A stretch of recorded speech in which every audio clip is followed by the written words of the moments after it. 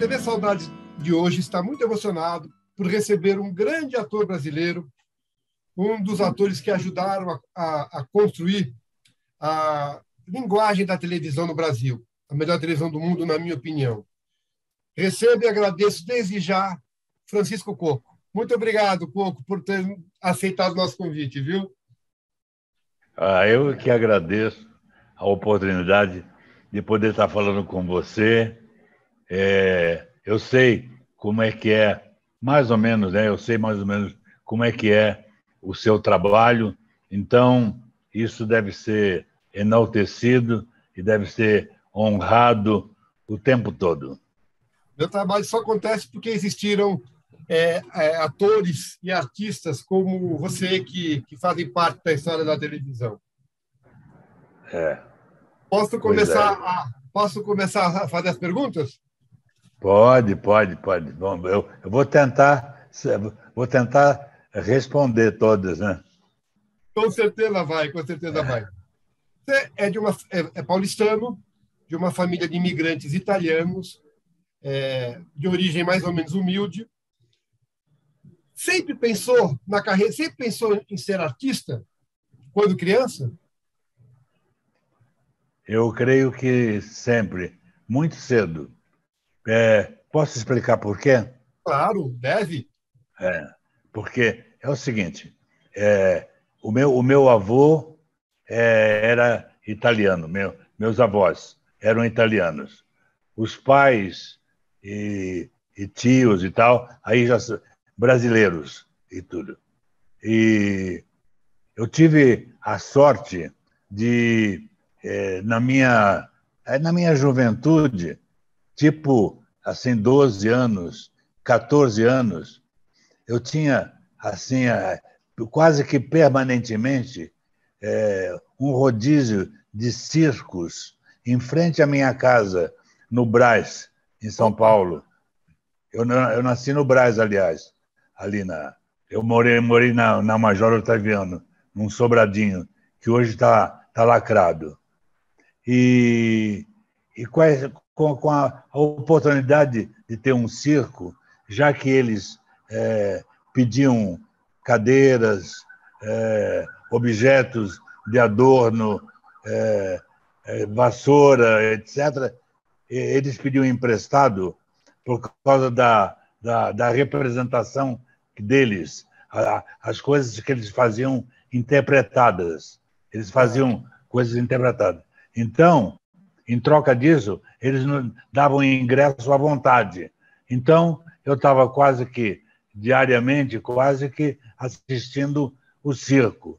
E, consequentemente, eu comecei a imitá-los em casa, com uma garotada que eu reunia em troca de botão, de troca de botão, de moedinha, de brincadeiras assim. Então, essa coisa da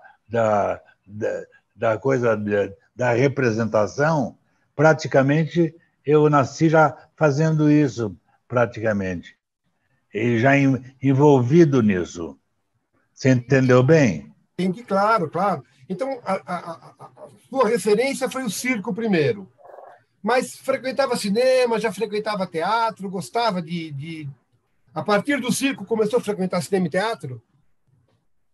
Sim, quando era assim, garoto de 12 anos, não. Mas depois eu conhecia, quando eu comecei a me interessar, que eu me aproximei da Escola de Arte Dramática, então eu comecei a frequentar, inclusive, os teatros da prefeitura, que funcionam do entorno de São Paulo, né? E então ali perto da Praça da República tinha eu ia sempre lá para ver o que eles tinham, e tinha um rodízio de peças mais ágil, mais rápido, né? E aí foi estudar teatro. Me conta em que fase da vida foi isso e como é que foi essa decisão? Eu acho que meus pais eram humildes. O meu pai foi um grande marceneiro, lidava com madeira muito bem.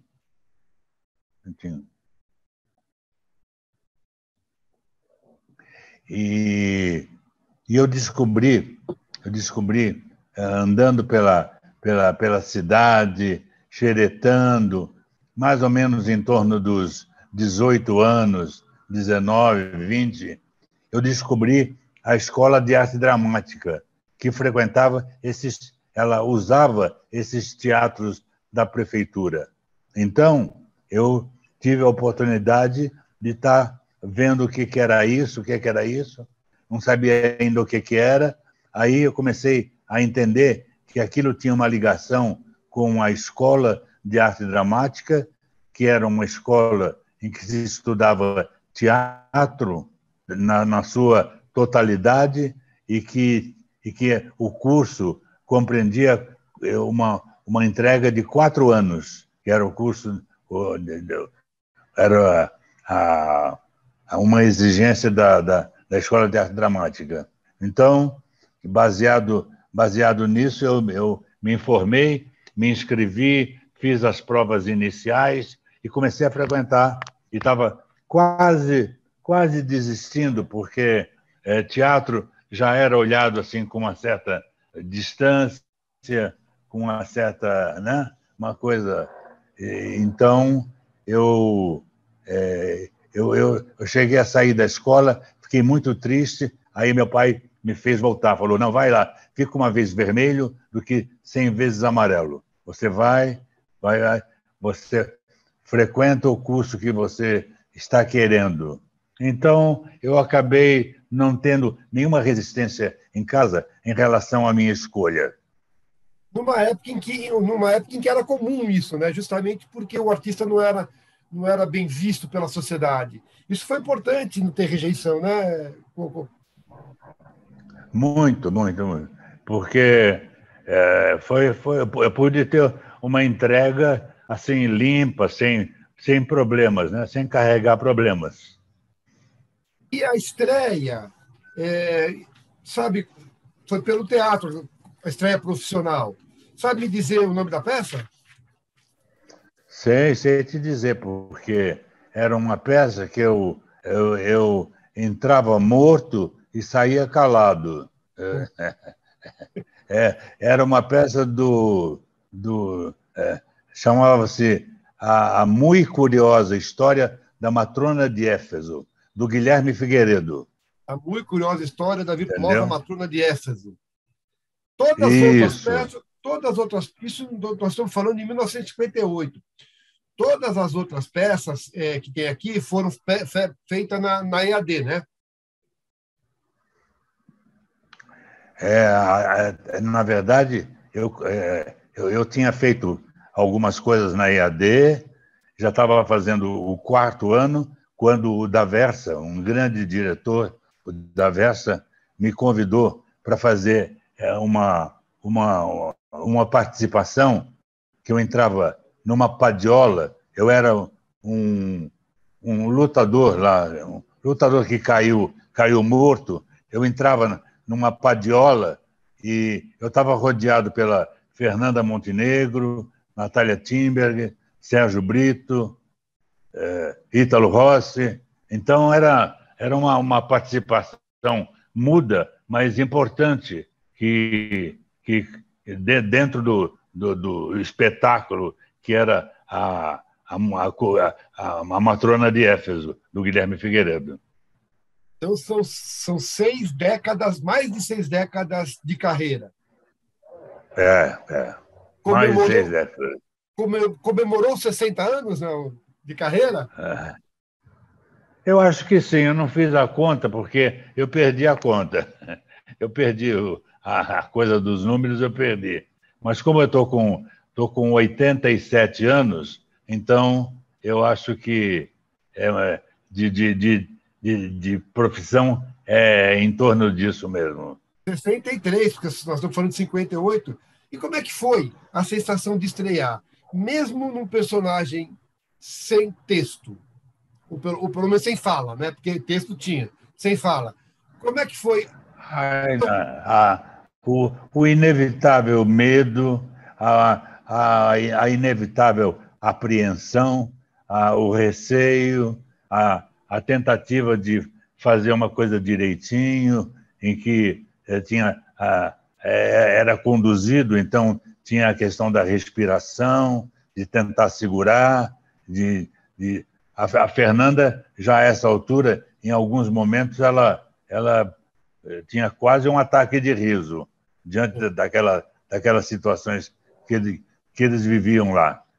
Ela já Mas é um pouco, eu, ela é um pouco mais velha, mas ela já tinha experiência no teatro, ela já era mais veterana? não, sim, mas não muita também, não muita, porque ela estava meio que ela fez alguma coisa no Teatro Maria de la Costa, ela fez o TBC, e aí eu acho que já estrearam com o Teatro do Sete, que teve uma duração de 6 anos, o Teatro do Sete, né? E o que era incrível era a possibilidade que nós tínhamos de lidar com textos o tempo todo, textos da dramaturgia universal, a, todas as origens, gregos, etc., brasileiros e tudo. Então, porque o Sérgio Brito já tinha a televisão a serviço dele. Então, ele fazia uma peça toda segunda-feira, ao vivo, numa época em que não tinha gravação, era ao vivo. E a gente se virava e fazia acontecer. Na mesma época, então, a televisão aconteceu na sua vida. A televisão era praticamente iniciante no Brasil, né? Tinha poucos anos. E já aconteceu simultaneamente com a estreia no teatro, aconteceu a televisão?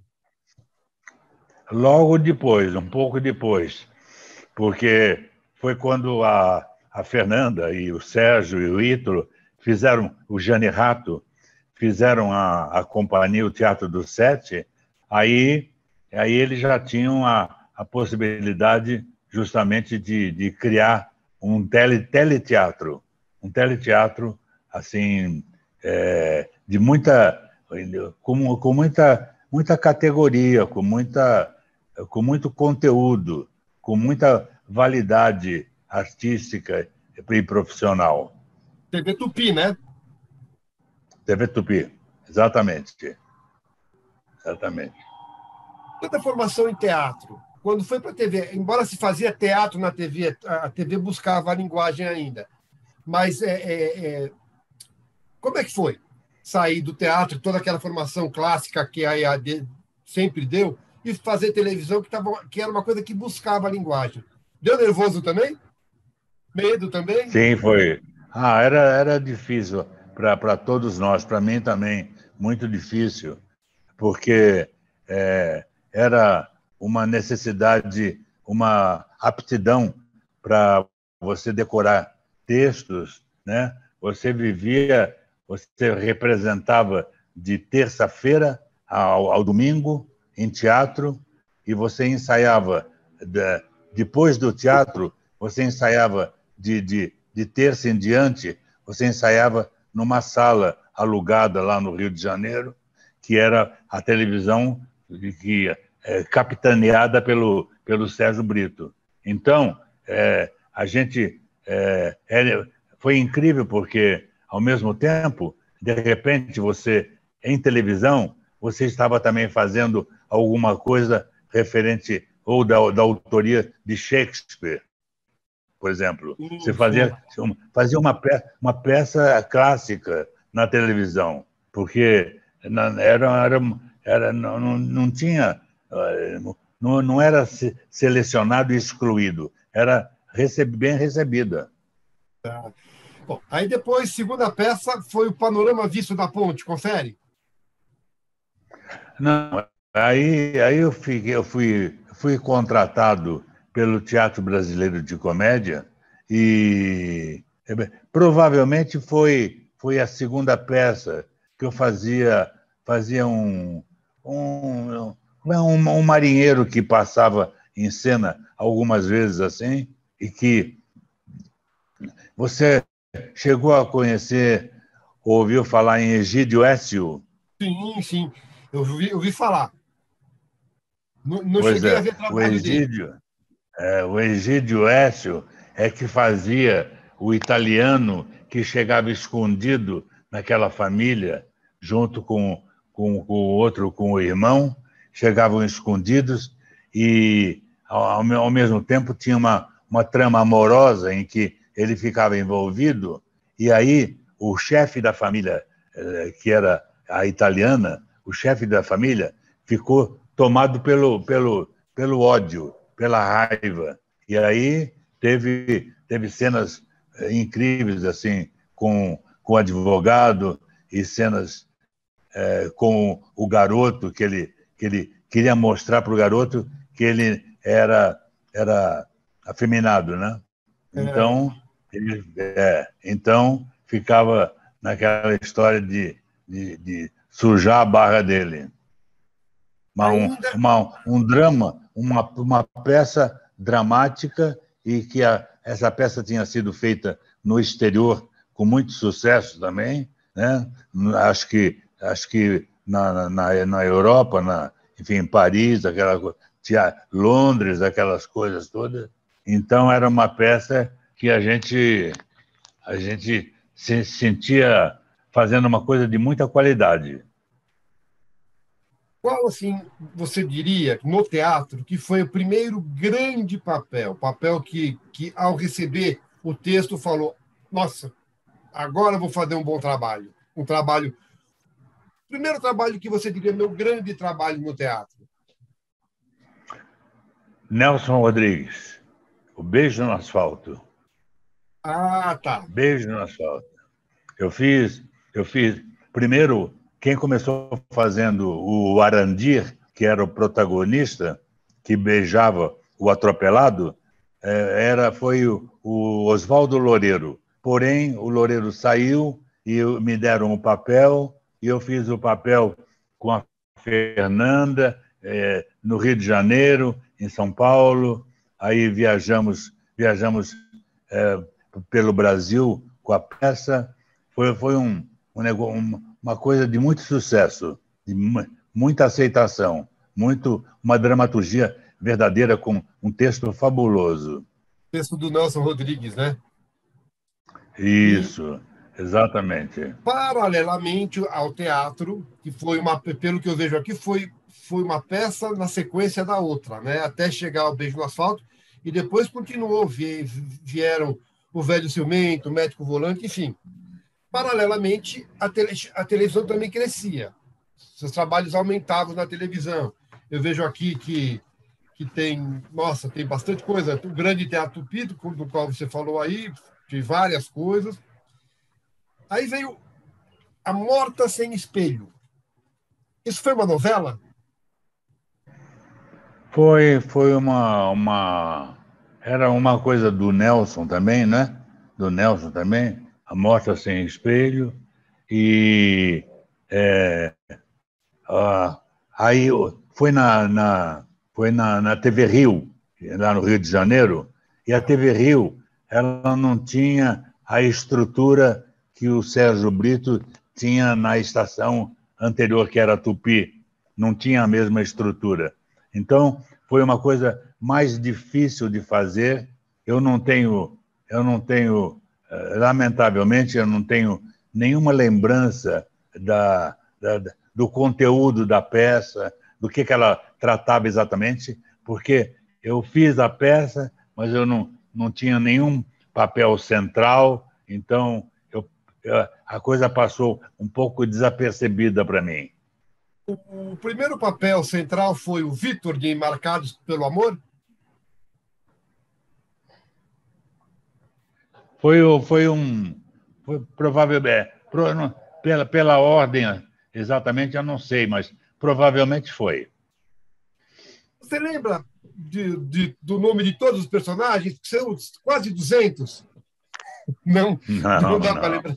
não, não, Eu não, tenho não aqui, lembro. Muita nas, no, coisa, muita coisa esquecia. Diga, diga. nas novelas eu tenho quase todos aqui. Mas, assim, a primeira novela importante, me parece, né, pelo currículo que eu li, foi Redenção. Oh, perdão, Renúncia. Renúncia, primeira novela importante. Renúncia. que era o Não Miguel foi de Renúncia. redenção, não? A redenção veio depois, porque renúncia, pelo que, Tá bom. Mas Renúncia foi uma novela, digamos. Durou 6 meses ou 8 meses, uma coisa assim. Porém, Redenção, ela durou 2 anos. Ela teve 593 capítulos. Eu fazia ainda hoje a novela recorde de capítulos no mundo, né? exatamente. Sim, Eduardo. Acontece que hoje é o dia de atendermos os clientes mais humildes de Redenção e Diana não vai poder ir. Eu sinto muito. O senhor sente muito? Mas meu pai é quase um inválido. Ele não pode ficar aí abandonado dessa maneira. E o que é que você fez para arranjar alguém para cuidar do seu pai? Nessa novela, eu fazia o doutor Fernando, que chegava na pequena cidade num trem que passava lá, e chegava, e eu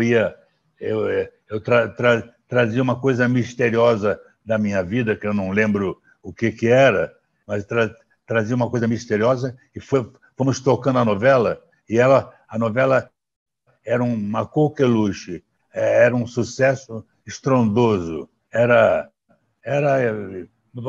uma coisa assim que eu lembro remotamente, não lembro muito bem do personagem, mas eu lembro que era uma coisa que era uma satisfação você navegar num sucesso tão grande. Era TV Tupi, né? É, Essa novela é aquela TV novela Tupi. que no final o Emiliano Queiroz assumiu o texto e ele causou um terremoto que matou muitos personagens. Eu acho que não era essa, não. Eu lembro dessa história, mas eu não me lembro, não foi na Redenção, com certeza. A Redenção acabou tendo um final muito bonito. Bom, aí, a partir de Redenção, a televisão começou a ocupar muito do seu trabalho, muito do seu tempo. Vieram novelas atrás de novelas, o teatro continuou acontecendo, mas a televisão consumiu mais tempo. Menos. A estreia na Globo foi em Assim na Terra como no Céu. Foi. Eu trabalhei com a Renata Sorrá nessa novela, Assim Uma na novela, Terra como no Céu. uma novela das 22 horas, né? Isso. Depois veio. Foi a partir de Redenção que o Francisco Coco foi alçado ao, ao estrelato, pode-se dizer? Eu creio que sim, porque você ficar 2 anos no ar é um sucesso estrondoso, né? Pelo menos para a época era um sucesso estrondoso, porque era uma coisa assim que mais adiante, bem mais adiante, isso veio a acontecer num tamanho menor, mas veio a acontecer com Selva de Pedra também. Sim, exatamente. Veio Assim na Terra como no Céu, a estreia na Globo das 22 horas. Depois teve o Gilberto Ataíde de O Cafona, que foi uma novela das Uma 22 grande horas novela. de Braulio, sucesso. do Braulio. Do Braulio Pedroso. Aí veio o sucesso estrondoso de Selva de Pedra, o Cristiano Vilhena. A novela que até hoje detém o recorde de ter 100% da audiência no último capítulo, não é isso?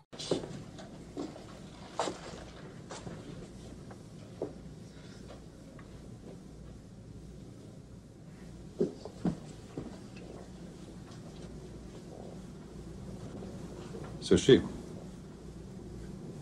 não fica zangado não, por favor. Eu ia falar com o senhor hoje. Eu quero me casar com a sua filha.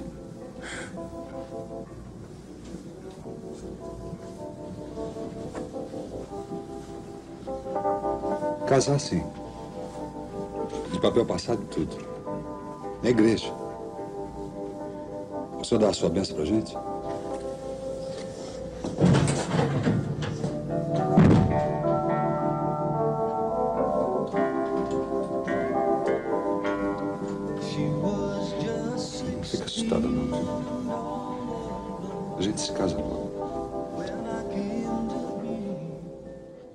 Exatamente. É um negócio que parou, aquela coisa que para o país, porque é um acontecimento diferente, inusitado. Nesse momento, Coco, o gênero telenovela já tinha se sedimentado, não é isso? Tinha. Já tinha muita gente fazendo outras novelas já. O auge da Tupi já tinha acontecido, o auge da Record já tinha acontecido, começava a ser o auge da TV Globo, certo? Teve também, com muito sucesso, grandes novelas. Teve na TV Excelsior A também. Excelsior, Tupi e Record. Mas a partir de Selva de Pedra Eu começou. fiz, desculpe te interromper, mas Claro, claro. eu fiz uma novela na Excelsior, linda, com um sucesso enorme, que se chamava Os Quatro Filhos. Os Luiz Quatro dos Filhos. Quatro Filhos. Luiz dos Quatro Filhos. Isso. Mas a partir de Selva de Pedra, eu queria tocar no assunto com você. É interessante. A partir de Selva de Pedra, Francisco Coco e Tarcísio Meira começaram a se revezar no horário das 8, no horário nobre. Garantia de sucesso. Francisco Coco fazia uma, Tarcísio Meira, que infelizmente perdemos recentemente, fazia outra. Algumas perguntas aqui. Havia rivalidade entre vocês? Nunca houve nenhuma. Sempre foram Nunca amigos? houve. Dentro aquele encontro em trabalhos, cada um indo para um estúdio, ou um indo para a externa para gravar alguma coisa, o outro indo para o estúdio, nunca houve rivalidade de maneira alguma. Apenas assim, ambos tentavam acertar e Mas tinha uma entrega muito grande para isso. nessa época tinha muita rivalidade entre os fã-clubes de Vanderlei Cardoso e Jair Adriani. Os fã-clubes rivalizavam, não rivalizavam? Os fãs-clubes, sim. O fã-clube, sim, porque eles gostam de apimentar, de ficar na briguinha, né? Mas a gente não tinha envolvimento com isso, não. Sobre esse assunto, eu tenho entrevistado muitos artistas, e todos eles, os mais novos que vocês, eles têm essa referência entre atores brasileiros. Tarcísio Meira e Francisco Coco, Tarcísio Meira. Você tem noção de que é referência para muita desse pessoal que veio depois? Entrevistei atrizes que falaram, puxa vida, a primeira novela que eu fui fazer com o Francisco Coco. Ele me recebeu tão bem, minhas pernas tremiam. Você tem noção disso, Coco, dessa Não, referência que você é para as não, pessoas? não. Apenas eu era uma pessoa bem-sucedida, satisfeito com a vida, satisfeito com a minha atividade, fazendo sucesso. Eu fui navegando tranquilamente naquilo que eu achava que era correto fazer de ser humano para ser humano, o que era correto nessa relação de trabalho. Aí, em cima desse assunto ainda, vocês revezavam novela, mas houve 2 vezes, pelo menos que eu lembro, que vocês dividiram a novela. Eu não estou nem falando de minissérie, porque teve meu primeiro baile. Vocês fizeram juntos Gigantes. o Semideus, que foi uma... Semideus e os Gigantes. Quando você era menino, você sentia o cheiro do meu doce no ar e vinha correndo pra cá. Oi, Fernando. Oi, Chico. Aqui, eu não tenho nada a ver com o que estão dizendo na cidade. O quê? Eu não sabia da instalação dessa nova usina de leite. Chico! Eu não sabia de nada. Te juro que eu não sabia de nada quando eu te vendi a usina. Eu não Chico, sabia meu mesmo. filho! Eu não vim aqui para tratar desse assunto, Chico. Eu tô sabendo que estão te jogando contra mim. Isso é maledicência dessa gente aí que tá querendo ver a Fernando gente... veio trazer uma notícia. Eu não dou ouvidos a essa gente, Chico. E nunca viria até a sua casa para te cobrar uma explicação. Eu fiz negócio com você, tá feito. Se eu me danar com a concorrência da nova usina daqui para frente, é problema meu.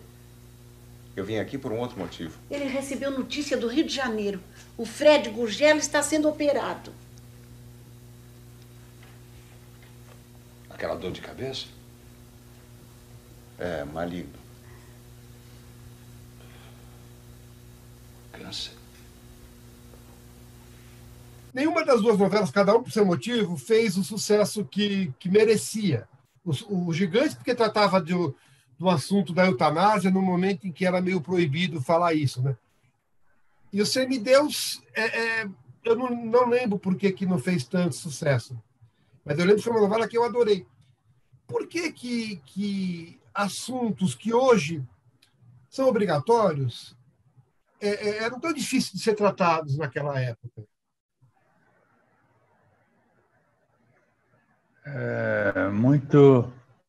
É muito difícil de entender. Eu não me lembrava disso, né? Você está dizendo, então provavelmente acontecia, claro, mas eu não sei por que acontecia isso, de rivalidades assim estranhas e meio que fora da gente, distante da gente, né?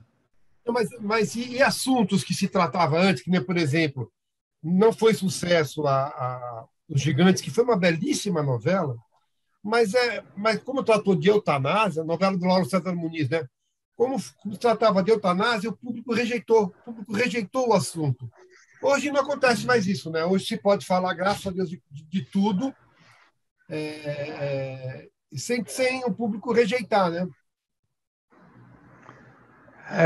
Eu acho sempre é importante essa avaliação do público, né? Porque, afinal, o produto, o trabalho, ele é pensado, ele é dirigido a um grande público, de preferência, para as pessoas, o autor quer fazer sucesso, os atores querem sucesso, todo mundo trabalha para que aquele trabalho caminhe bem. Então, eu não sei por que isso acontecia. Não sei te dizer. Bom, a gente está falando de uma época que a televisão já era videotape. Como é que foi migrar da televisão ao vivo para o videotape? Facilitou porque você já tinha a oportunidade de ver na sua casa como é que tinha sido o seu trabalho. No capítulo anterior ali, nas coisas já que tinham ido para o ar, você já tinha gravado. Então, você assistia às gravações para poder, justamente, à medida que o trabalho prosseguia, você tinha a oportunidade de melhorar e de aperfeiçoar o seu trabalho. Sim, sim. Bom, aí depois do Semideus veio o Cuca Legal, que foi uma novela das 7 horas, ela tinha um toque de humor, que você dividia a cena com o Hugo Carvana, que fazia teu grande amigo, 3 mulheres, no fim quase fica com uma quarta. Ioná Magalhães, etc. Francisco Furton, Sueli Franco, enfim. Aí veio Roque Santeiro. A versão censurada de Roque Santeiro, em que o Francisco fazia o rock. Gravaram vários capítulos e no dia da estreia a novela saiu do ar. Ou melhor, não foi para o ar. Como é que foi lidar com essa censura? Foi uma trombada. Foi um desastre. Foi uma coisa que abalou todos que tinham participado daqueles capítulos e tal, e que tinham colocado a novela, pelo menos com alguns capítulos na frente, tinha colocado com a ideia de colocar no ar, e não foi para o ar, né? Não foi censurada.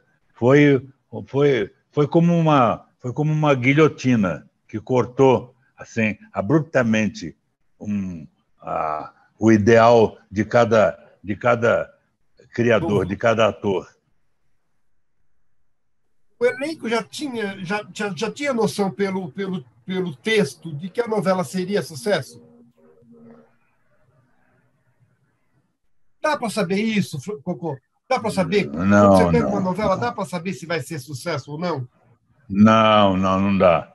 Não dá, porque você pode ler 10 capítulos, 20, achar que é uma obra diferente, tem um enfoque extraordinário e tudo, mas certeza absoluta você nunca tem. Não tem mesmo. Ninguém tem esse poder.